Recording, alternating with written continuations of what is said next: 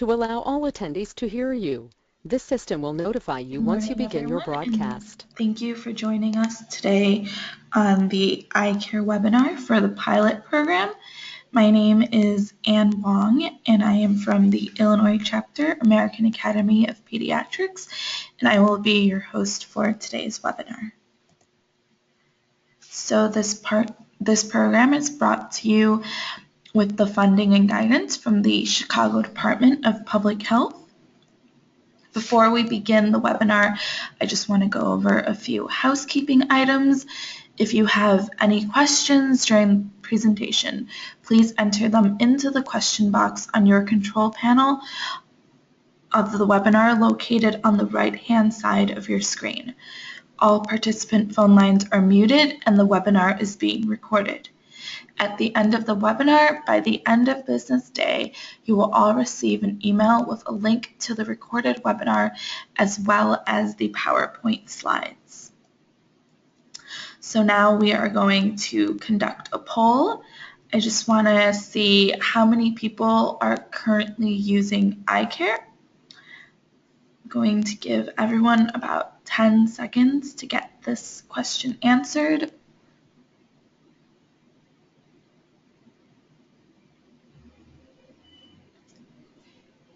Okay, so it seems like a majority of us are using ICARE, so that's very good. Now, what exactly is ICARE and why is it important? ICARE is an online immunization registry created by IDPH in August of 2007. It was created in order to simplify immunization reporting information for healthcare providers. The ICARE pilot phase began in August of 2007, and the production phase began in December 2007. In 2013, IDPH began to require all VFC providers to order their vaccines through ICARE. CDPH is now beginning a rollout to require the same thing. Why exactly is CDPH beginning this rollout? Well, simply put, we're trying to make the process of ordering VFC vaccines much simpler and easier for VFC providers. Once this rollout is complete, you will no longer have to fax in your orders, which will greatly reduce your paper trail. Also, you'll be able to track the status of your order online, which means that you will no longer have to call CDPH and the VFC management to see where exactly your vaccines are. It will all be shown for you online, and therefore it will help reduce a lot of confusion. Confidentiality and security. I'm sure that many of you guys probably get questions from your patients and parents about the security of ICARE. Well, you can definitely tell them that ICARE was designed to protect patient confidentiality while providing access to statewide registry information. Open access to the statewide registry is not allowed. Only registered ICARE users have access to the data, and information is available only on a need-to-know basis. An audit log at the statewide registry has updates to patient records and which ICARE user made each update. In addition, a site can only produce reports for patients seen at its clinic site.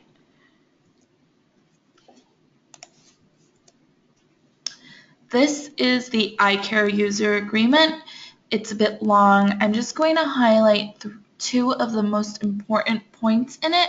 You guys feel free to go over the user agreement by yourselves at a later date. But the first one is, I may not give my user ID or password to any other individual. This means essentially that if anybody else in your clinic wants to register for ICARE, they must do so by registering for their own user ID or password. And the second one is, I understand that I will be required to change my password periodically. Periodically essentially means every 90 days. Don't worry if you're ever locked out because you've forgotten to change your password. I'm going to go over some important phone numbers later, and one of those phone numbers is how to change your password or how to get a new password when you are locked out. Opt-out. So what exactly is opt-out? The opt-out registry, HB 1338, was signed by former Governor Quinn on July 14, 2011. Prior to the opt-out registry, all parents or patients needed to sign a consent form in order to be put into the ICARE registry system. With opt-out, you only need to sign a consent form if you do not want to be a part of ICARE.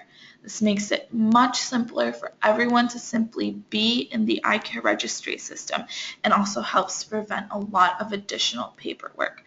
I'll show you guys where you can find the opt-out form on the website shortly. I have another poll right now. Just want to know how many of you have a clinic outside of the city and whether or not you are currently ordering vaccines off ICARE through that. I'm going to give everyone about 10 seconds to answer this question.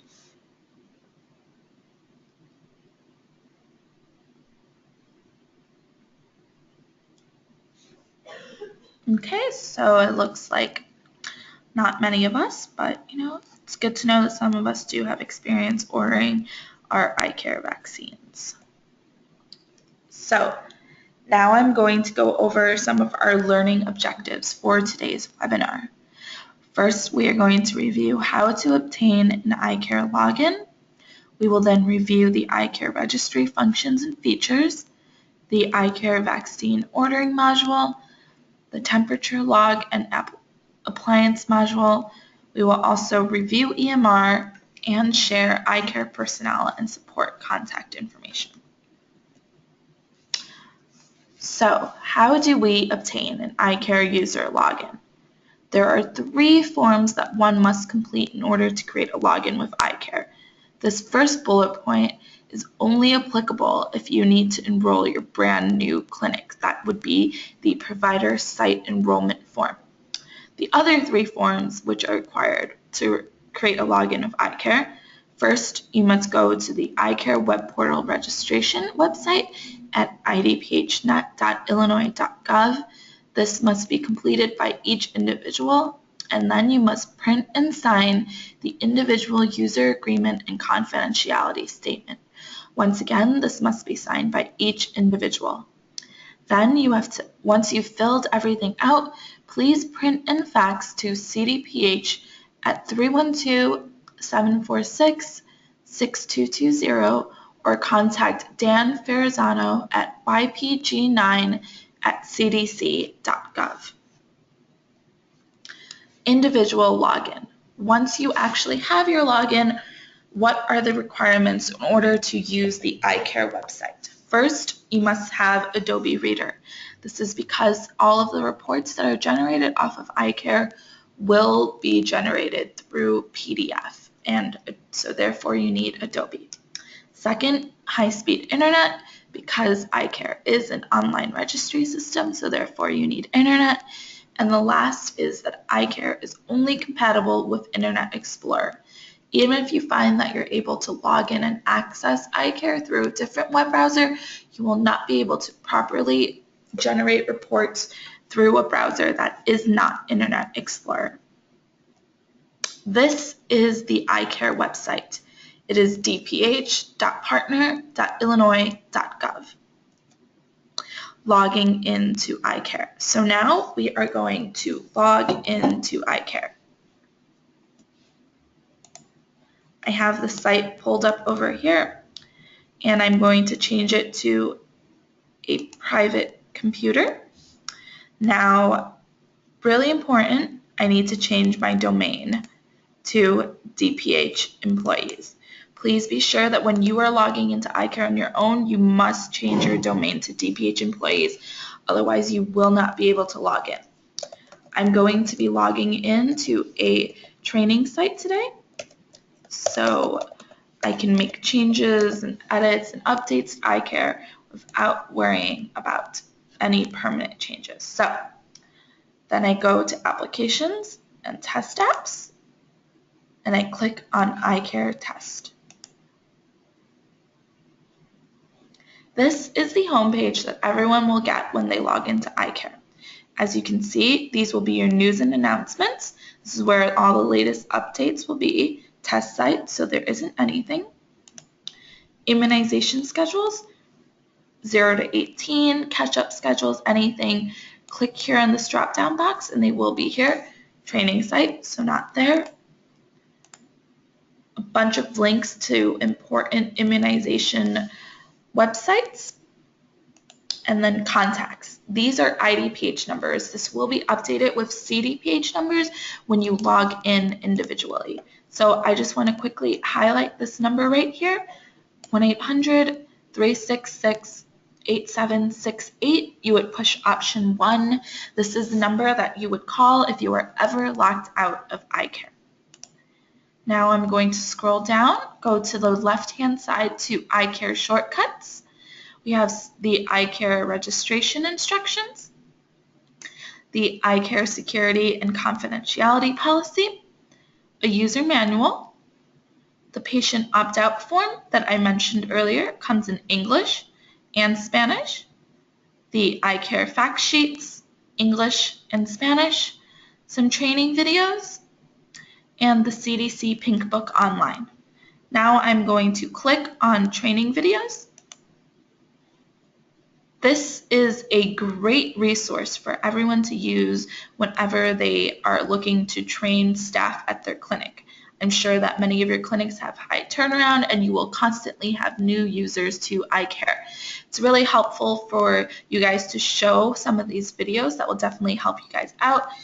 I'll highlight a few that I think are really important. One would probably be adding and editing a patient right here with a flag next to it.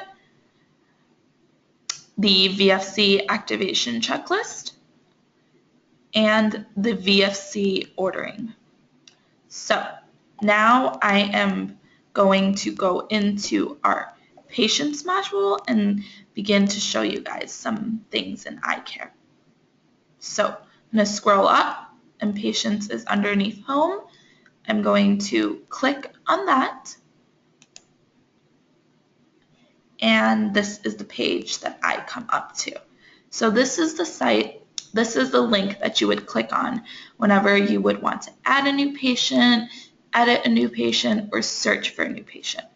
I'm going to show everyone a video now that from the training site so that you can see how to add and edit a patient. Go to training videos and click.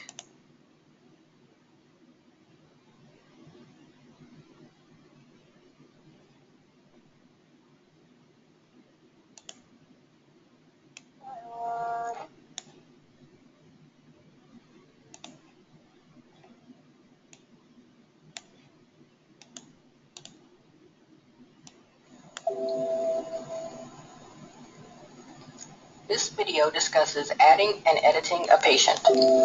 Before adding a patient, you will be required to do a search to verify that the patient does not already exist in the ICARE database. This helps to reduce the number of duplicates. If you fail to do a proper search and enter a patient that already exists in the database, it will likely be merged with the other patient anyway, so it is important to do a proper search. Once you do a search, the Add New button will appear on the patient search form.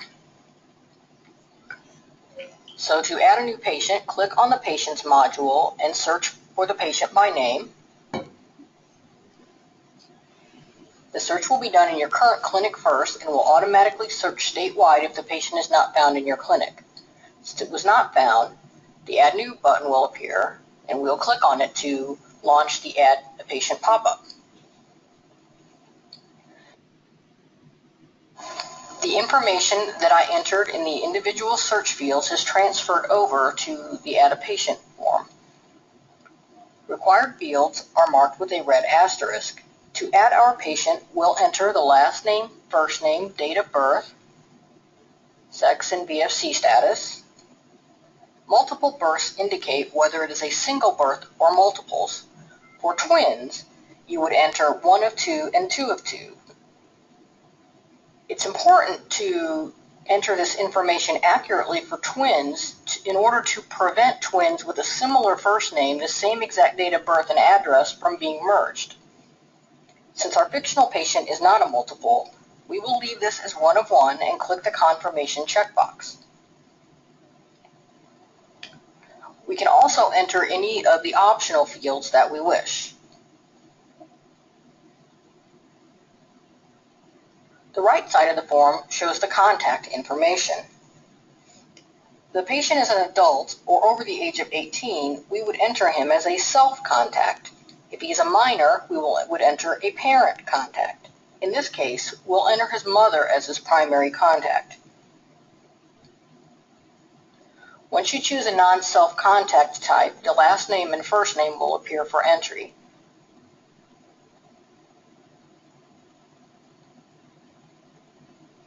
If we want his mother to be a patient also, we can enter the date of birth, sex, and BFC status for her. These fields are not required for a contact unless they will also have a shot record created for them. Choose an address type, enter the street address. Demographic information can be entered either by city or by zip code to bring up a list of matches, and select matching one and then tab. Entering the zip code first may make your data entry faster. Enter a phone number by choosing the type of number and then entering the number. Once all of your information has been entered, click the Save button. You will see a Save Complete message and will be looking at the patient record for the patient you just entered. To edit the patient's information, you can either click on the Edit button in the toolbar or click on the patient's name, which is a link. This will launch the Edit Patient pop-up.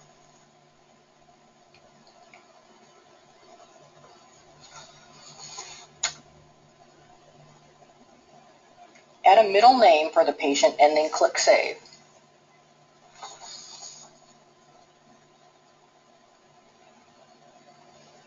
You'll see on the Patient View tab that the patient name has been updated to include his middle name. When you add a new patient, they are automatically added to your patient list. If you don't want the patient in your patient list, you can click the Remove from Clinic button on the Patient tab to remove him from the list. You may find that the name of the primary contact is incorrect and must be edited. You notice that the contact's name is a link. Click on this link to go to the contact's patient record. Then click the Edit button. Now you can update any information that is necessary. We'll change her name. Now at this point, you must enter all of the fields that are required for any patient record in order to save the change. So we'll add the date of birth, the sex, and the BFC status. And then click Save.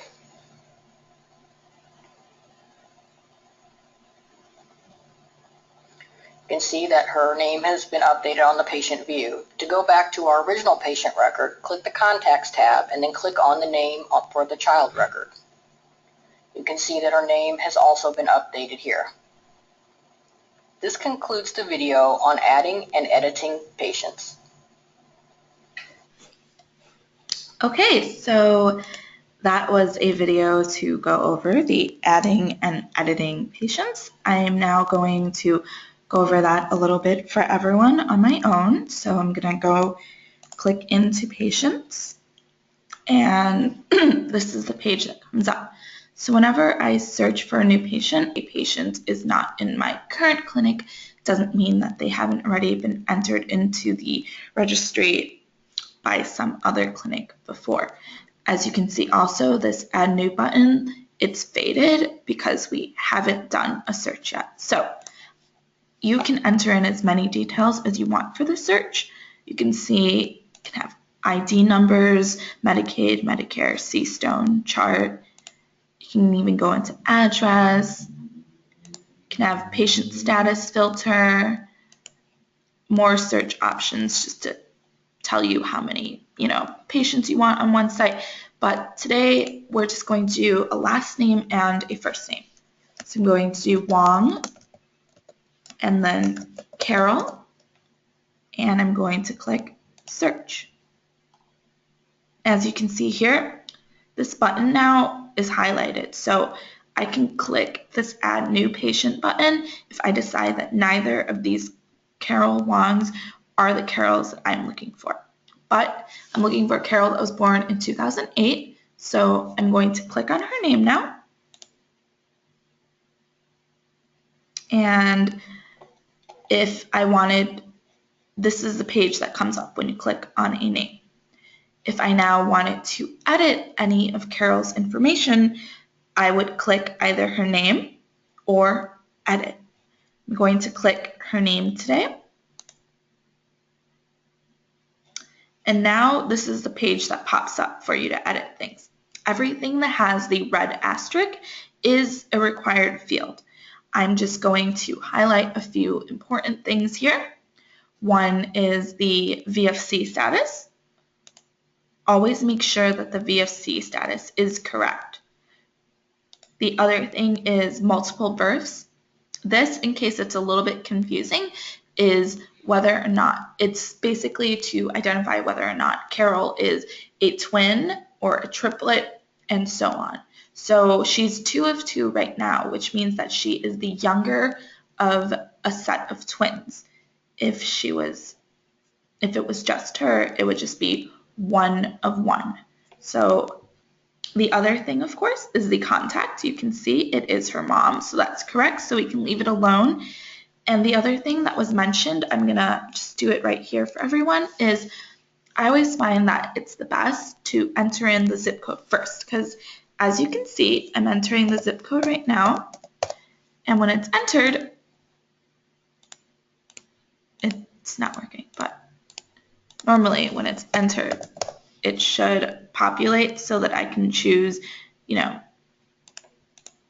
this city. But, okay. Seems to not be working right now. It's slightly glitchy on the training site, but for you, if I put in 60616, something should drop out, and then just click that, and then you're good to go. So I'm going to cancel this just because, I don't really want to change anything, but you would click save. Now, once you've done that, this is a training site, so you don't see that button that was shown earlier in the video. There's that remove patient from clinic button, which should be right here, or add patient to clinic. So if Carol is a patient and you want to add her to your clinic, you would click that button. If you then decide that, I added her, but sorry, she's not actually who I want, you would click remove. Also, you'll see here, it says duplicates. So you can search for potential duplicates for Carol, and also the opt-out form, you would click it to download here. So now I'm going to go over how to add a shot for Carol. First, we are going to watch the video on that. So I'm going to go to training videos, and then see, adding new shots.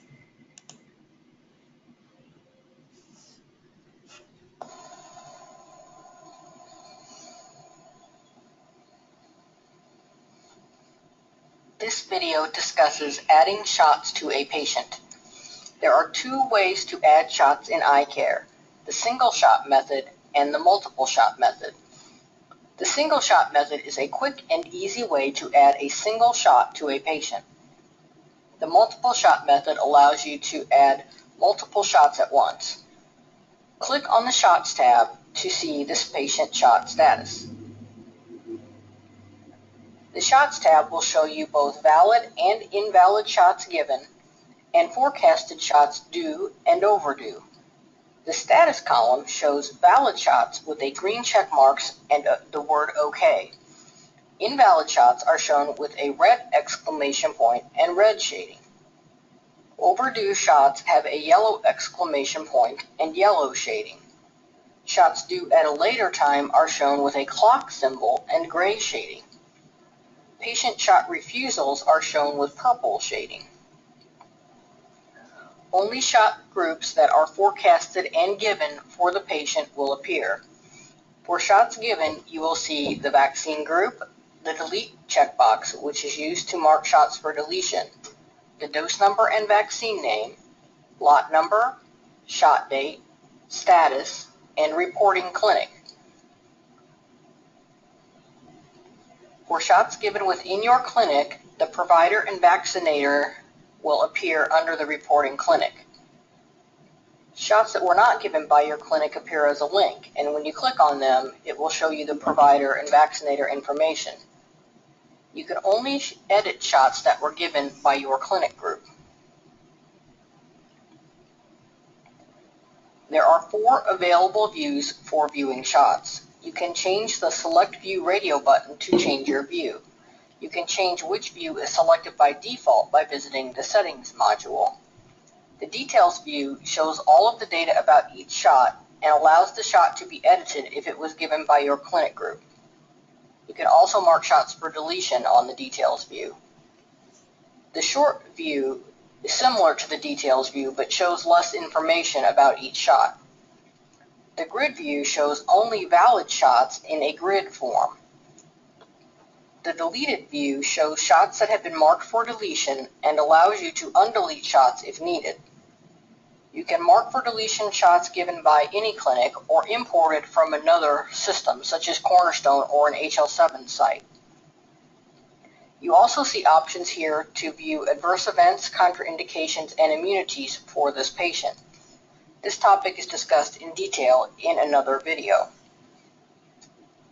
First, we'll demonstrate how to add a single shot.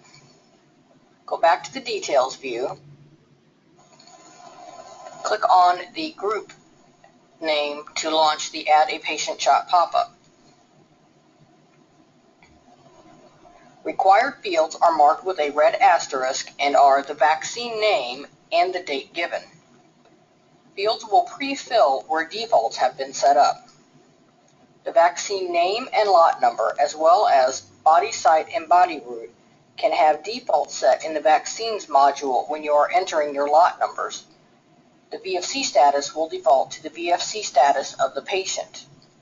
The clinic, provider, and vaccinator defaults can be set in the Settings module.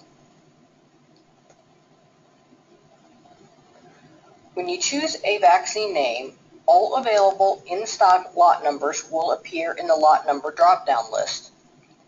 You also have the ability to enter historical lots by choosing historical non-inventory from the lot number drop-down. A text field will appear then for manual entry of the lot number. Once all data has been entered, click Save.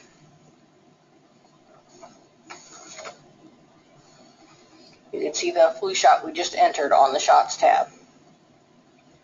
When you need to add a shot whose group does not appear because it is not forecasted, or it's in the other group because it is a vaccine that is not routinely administered, you can add it using the multiple shot method.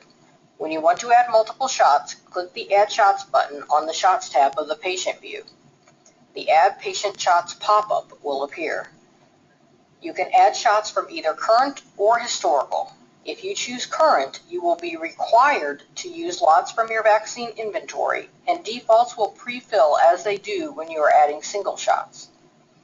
If you choose historical, you can enter free text lot numbers that would normally not be found in your vaccine inventory, and defaults will be pre-filled using generic vaccine names.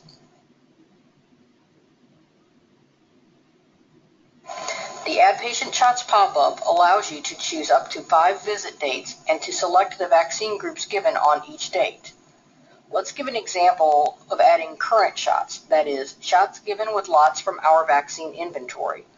We'll choose 3 visit dates, choose the groups to add the vaccines for, and then click the Continue button. The next pop-up is a continuation of the Add Patient Shots pop-up. Here you can filter lot numbers by VFC, non-VFC, and all lots. You can deselect any of the shots you have previously entered. For example, if the lot you wanted to add wasn't in your vaccine inventory, you might wish to deselect the shots. Shot dates and shot groups are carried over from the previous screen. The remaining fields are set according to your defaults, and you can change them if necessary. If you have a shot that has no lot number, you will not be able to add this through the Add Current Lots screen. You will have to deselect that shot and add it later either through the single shot method or by using the Add Multiple Shot screen but selecting Historical instead of Current. You can choose the back button to return to the previous screen and make changes there. Once we click Save, we'll see the shots given displaying on the Shots tab. Now we'll see how to enter shots given using the historical method.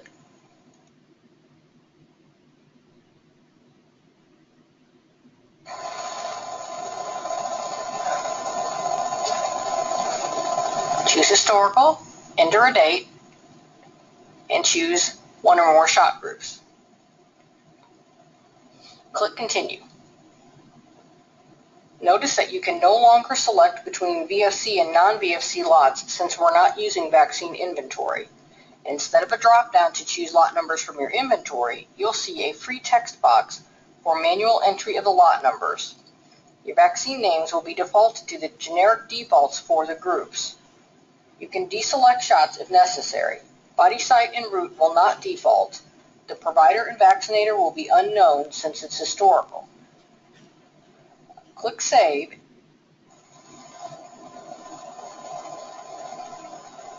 The shot we just entered is shown on the Shots tab. This completes the Adding Shots video. Okay, so that was the Adding Shots video. We're now going to add the shots. So I'm going to go back to the Patients module. And I'm going to choose a random patient right now. I'm just going to go with, Roman Foster. So we clicked on our patient, and now we're going to click on the Shots tab right here.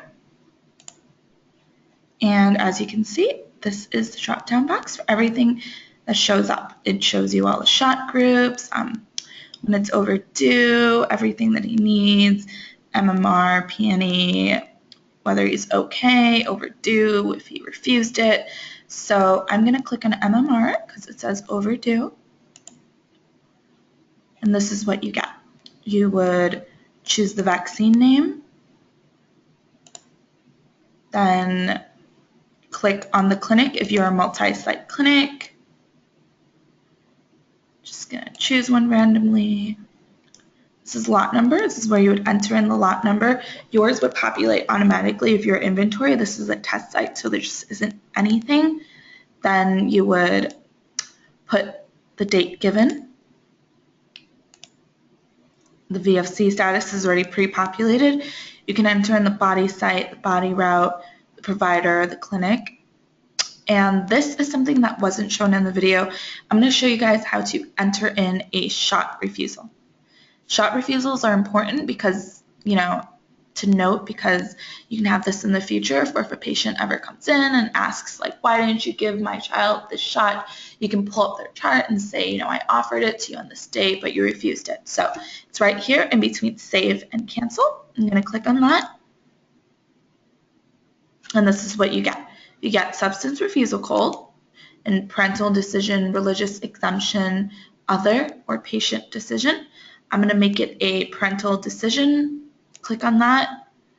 Enter in the date refused. You can choose the provider, and you can enter in a note. So parent doesn't believe in vaccines, and then click save. And as you can see, it shows right here that the shot was refused, and it also, gives you like what clinic it was at and the provider and vaccinator if you would enter in that information. And if you click on it, it just gives you, more information on that. And now I'm going to show you guys how to enter in historical shots. Click on Add Shots up here. And you change the Add Shots as to, make sure to click Historical. So it's important to enter in historical shots for your new patients who got vaccinated by their prior doctors, because this way everything will be up to date in ICARE, and therefore, you guys won't have to worry about whether or not a patient got a shot. So you would put in the first visit that, they got the shot. So we're just going to say that it was like back in like October of 2014. You're going to choose the shot that they got. Let's do flu, and then hit continue. And then you get this.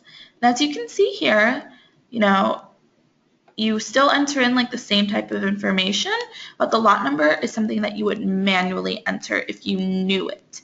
And then the provider and vaccinator, it would be, if you don't know, you would just click unknown, and then you would just click save.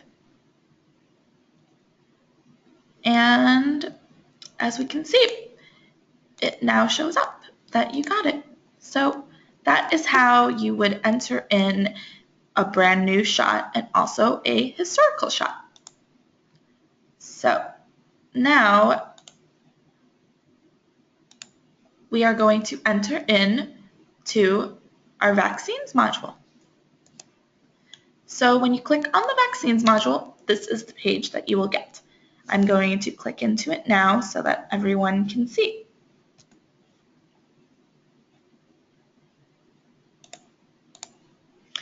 So vaccines is two below patients, underneath clinic, and before reports. So this is the page that you guys would get for your vaccine inventory. Obviously, for your own clinic, it is not going to be as busy because you guys won't have, as big of an inventory as this. This is like kind of crazy because it's training sites, so everything is added. So I'm going to just point out some things that are really important on here. So that would be the lot number. It tells you the lot numbers, the vaccine name, the expiration date, the group, the type, whether it's VFC or not, the balance remaining, and the adding transactions. I'm going to go over the transactions in a moment, but for now I want to direct everyone to the expiration column. As you can see, the expiration column has like a bunch of different colors. I mean, it's 4, but I'll go ahead and explain what the colors mean. So the first one is gold, and that means that your vaccine will be expiring in 6 months or less. Black means that your vaccine is fine for now. Don't need to worry about it quite yet. Red means that your vaccine is expired.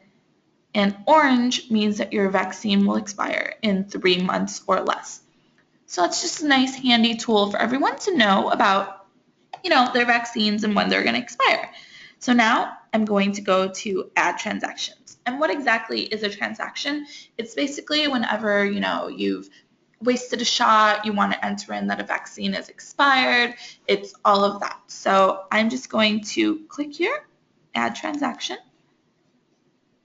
and this is the page that you get. So for this, it's expired. So I'm going to enter in the transaction that this is expired. I would click transaction type, expired or spoiled, and this is what you now get. So your waste code, it could be an expired vaccine, failure to store properly upon receipt, which means that it's spoiled, mechanical failure, natural disaster / power outage, other, refrigerator too cold, refrigerator too warm, other spoiled reason, or vaccine spoiled in transit. Ours is expired, so I'm going to click that, and then quantity is 8. The date of the transaction is today, and then you can enter in description if you wish. So just vaccine expired, and then be sure to click I confirm. This information is accurate. I understand that I may be responsible for placing excessive amounts of expired / spoiled vaccines, and then you click save. And I'm going to scroll up and click on the transactions tab and scroll down, and now you can see that my transaction was entered into here, as long as a bunch of other transactions that I've made throughout this period of time, 5/25 to 6/1. Obviously, you can change it so you can see more, and then click update list, and then it's been updated with all the transactions that you've made. So click back on vaccines lot, and now I'm just going to quickly show how to enter in a different type of transaction, like, just some waste. So click add transaction, transaction type, waste, and waste code. So it could be a broken vial or syringe, the vaccine drawn into syringe but not administered, lost or unaccounted for vaccine, a non-vaccine product, open vial but all doses not administered, or other. I'm just going to have a broken vial or syringe. How many was wasted? I'm just going to say it was 3, today's date, and the description, like broken syringes. Click I confirm, and then save. Scroll up, click on transactions, and now we can see that's also been added. So that is how you would enter in a new transaction. Now I'm going to go into temperature log. So the temperature logs tab is where you would edit your temperature log and also add or delete or add a new appliance. First, I'm going to show everyone how to enter in a new appliance. So be sure under select view, you click appliance. And this is a list of all the appliances that you would have in your clinic. Obviously, you won't have this many. I'm going to click add appliance. And you can name your appliance so that you can easily recognize it. I'm just going to name mine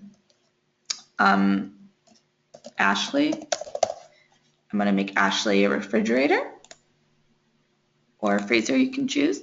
The type of unit, standalone fridge, household size freezer, frost-free freezer, refrigerator combination set, small dormitory style refrigerator unit, pharmaceutical/medical grade refrigerator/freezer, or other. Mine is going to be a standalone refrigerator. You can be in Celsius or Fahrenheit for temperature scale. I'm going to choose Fahrenheit. Active, yes or no? Yes. Is it used for VFC/both or non-VFC only? VFC/both. Is it thermometer certified calibrated? Yes. Now I'm going to enter in the expired date.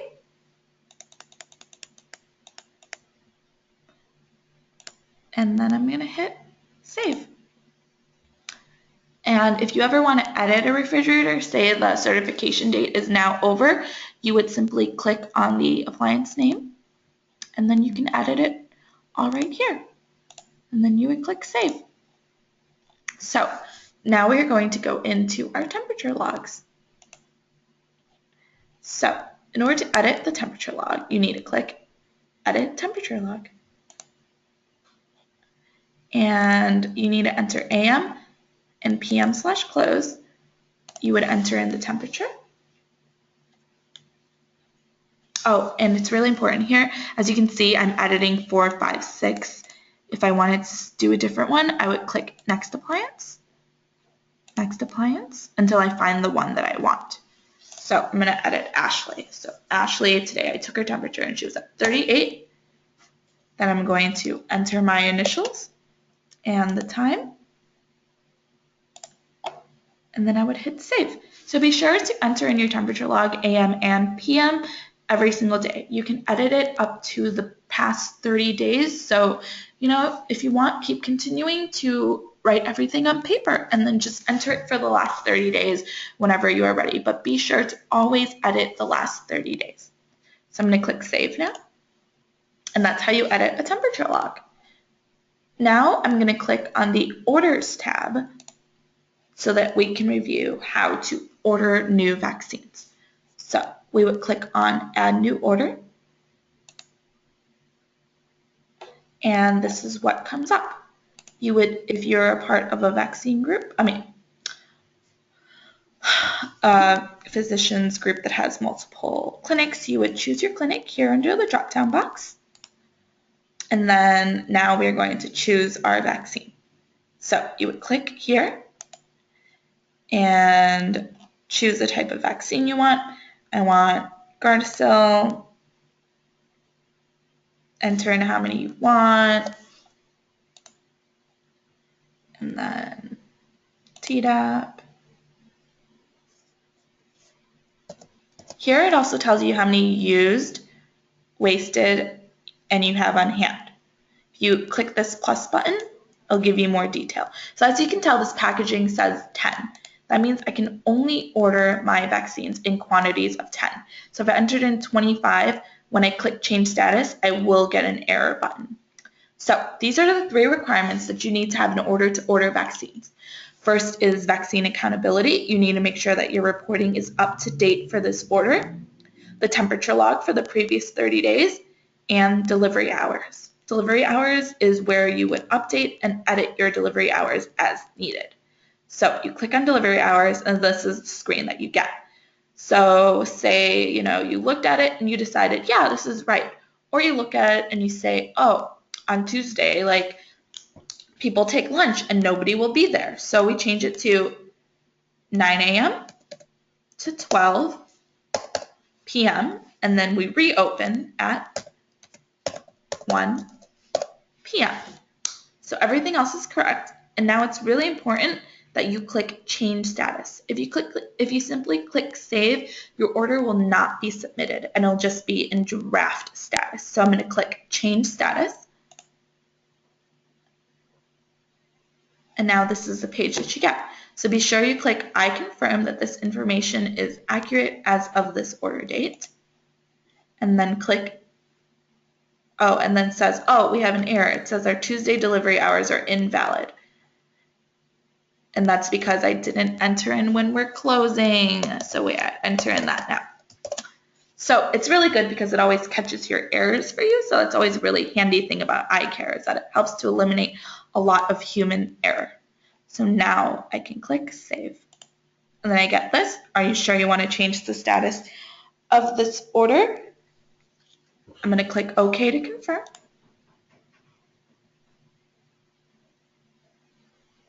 I'm going to wait for it. And now it's all done. And I scroll down and I can see that my order is right here and that it's requested. So that is how you enter in a vaccine order. It's pretty simple. There is a video I'm going to recommend that everybody watch on their own. It's about 15 minutes, but it's really, really helpful. It gives you a ton of information on how to order a vaccine. So I'm going to click into training videos, and it is this one right here, the VFC ordering video. Definitely recommend showing in your clinic, showing it to everyone who's never used ICARE before. It's just all around very, very helpful. So I'm going to go back to vaccines now, and now I'm going to click on VIS. And these are your vaccine information statements. It's, all those pages you're supposed to hand out to your patients when you're giving them a vaccine. So it's really helpful to have them all here because this way you don't need to go back to the CDC website each time, and everything is always up to date. So now I'm going to click on reports, and these are the reports that you would have for any type of report that you want to generate. So say you want to get your temperature log report, but you don't need to order vaccines, you could simply find it right here under temperature log. And then some other ones like VFC inventory analysis helper. These are all really, really helpful reports. So that about concludes the whole ICARE walkthrough. I'm going to go over EMR briefly now.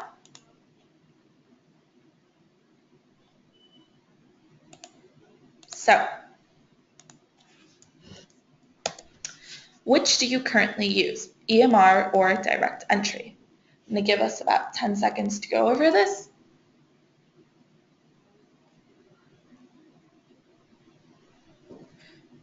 Okay, good. So it looks to be split about half-half. So, electronic medical records. For current EMR EHR users, ICARE currently supports HL7 versions 2.31 and 2.51. You must check with your vendor to verify compatibility with ICARE. An immunization interface will need to be developed and or purchased in order for your current EMR system to provide HL7 data exchange with ICARE.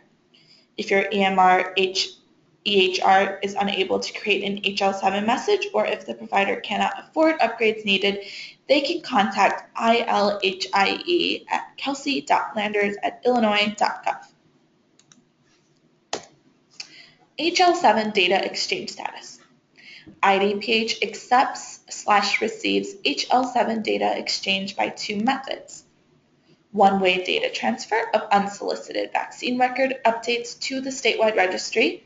This method accepts batch immunization data using the Department Secure File Transfer Protocol (SFTP) system or the ICARE application.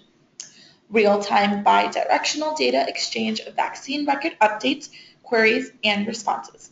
This method allows for providers using their EHR system to query ICARE for a patient not found in their own EMR system, and ICARE will send the patient immunization information back.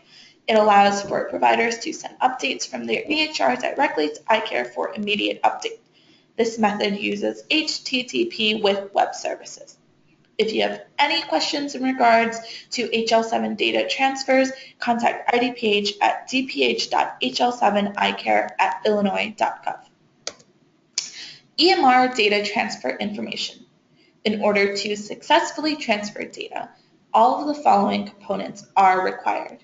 You must have the brand name of the vaccine, meaning no generics, the VFC eligibility of patient, the V codes, the CVX code, vaccine group, the MVX code, the manufacturer, administration, current, not historical, and the lot number that is in the ICARE packing list and outside of the box. Do not use the lot number that is on the vial. That is incorrect. You must always use the packing list or the number outside of the box. So this is the EMR/ICARE interface process. First, you download and review the HL7 procedure guide. Then you would contact your EMR vendor and ask if your EMR system is HL7 compatible. Provide them with the HL7 file transfer guide and ask them to assist in interfacing with the state registry. Complete meaningful use document and fax to IDPH at 217-524-0967. Request for a secure file transfer protocol/web services username and password from IDPH, dph.icare@illinois.gov, and contact the appropriate IDPH staff member to receive assistance. For all questions regarding the ICARE user agreement, you can contact the ICARE registration email at dph.icare@illinois.gov. For questions about HL7 data exchange, contact dph.hl7icare@illinois.gov. And for technical questions, questions regarding HL7, contact Igor Slavayanuk at dph.hl7icare@illinois.gov. And all the documents are located online at that link below. So here's another poll. How many in your staff will be using ICARE? 0 to 1, 2 to 3, 4 to 5, or 6 to more?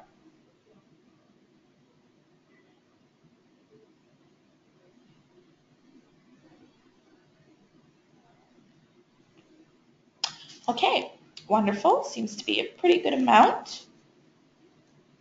So here's some important ICARE information. If you're ever locked out of ICARE, call the ICARE help desk at 1-800-366-8768 and push option 1.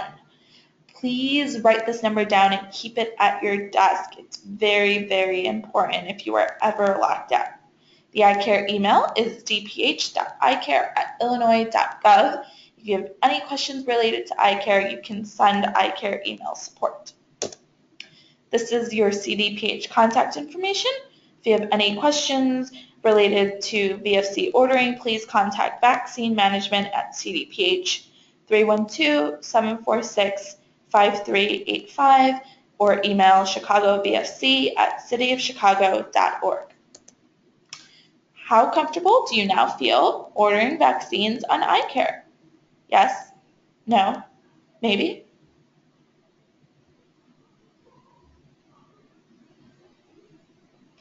Okay, so it looks like most of us are comfortable. And now I would just like to thank everyone for joining us on today's webinar, and please feel free to email me or contact me if you have any additional questions. Thank you.